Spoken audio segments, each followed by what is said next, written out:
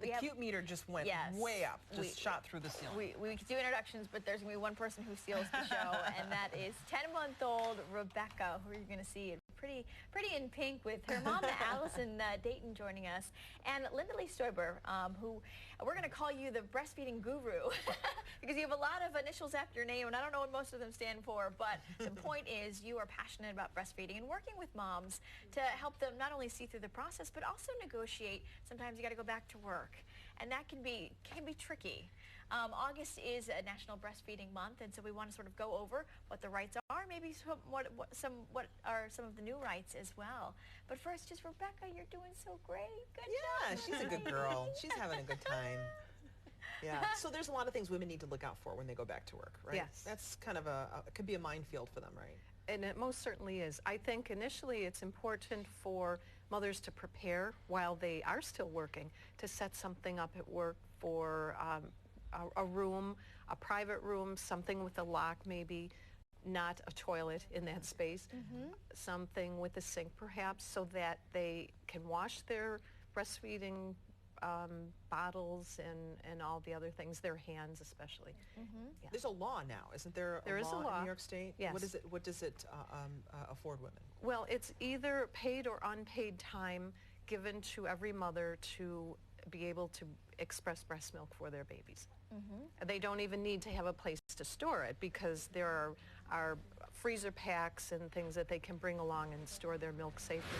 But to have a safe place to do that breastfeeding is important. It doesn't, breast pumping. Nothing says there needs to be a lock, because as someone who's been through there, I want a lock on that door. Yes.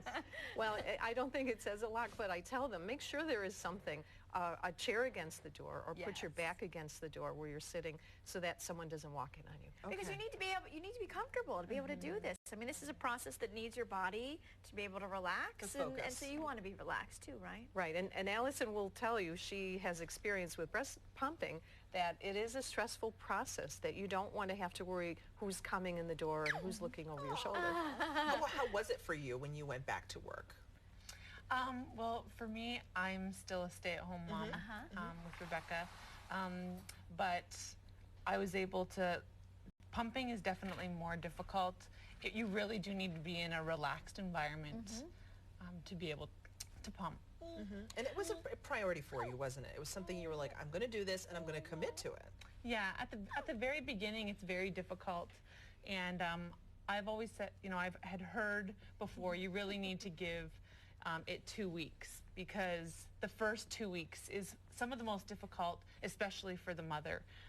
Just different, it could be latch problems, it could be pain, and it's really important just to push through that time. But being relaxed and being comfortable really is the most important thing to be able to have a successful breastfeeding experience. And when it's successful, it can be so successful for the mom, for the baby, for the overall health. I mean, there's no denying the health benefits that can go along with it if it's able to work. And it doesn't work for everyone, but you want people to be able to give it a try, right? Right, and I often say when mothers tell me, I think I'm going to try breastfeeding, and they are nursing, we're in their postpartum room, and I say, but you are nursing. You're not trying, you're doing it. And if you want longevity, it has to be in your heart. You have to live it every day, every 2 to 3 hours you have to live it, because doing breastfeeding is feeding your baby. It's not, I'll try this one day and I'll try bottle feeding the next. Well, running out of time, but what would be one resource you could point women towards if they're, expecting and wanting to do this?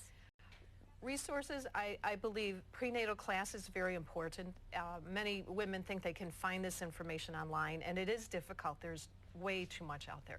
So as part of the Rochester Regional Health United Memorial has breastfeeding classes. I had one last night. Many of those mothers are very scared about breastfeeding, and so when we do talk about how the process will be, it is a process. It doesn't happen immediately. I think class is important. Well, learning. Good to know. Learn, and I like what you said. Talk to your workplace ahead of time to figure it out before you go on maternity leave. Well, wonderful. Thank you. Great advice. And well, we've just been charmed by little Miss Rebecca here. She was a good girl. We gotta run. We'll be right back. Thank you. Oh, good job.